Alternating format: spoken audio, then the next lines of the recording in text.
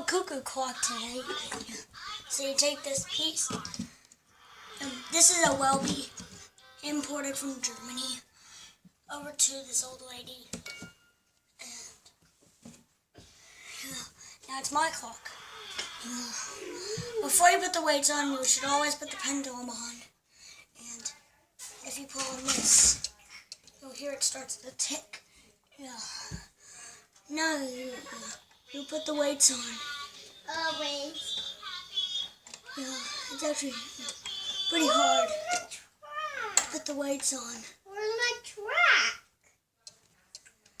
And make sure it cuckoos fine. Okay, I found my Because hand. if it doesn't,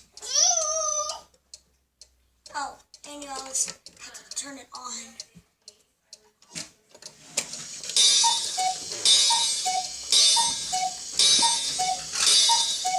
That's the clock. Now that's how you set up your Black Forest cuckoo clock.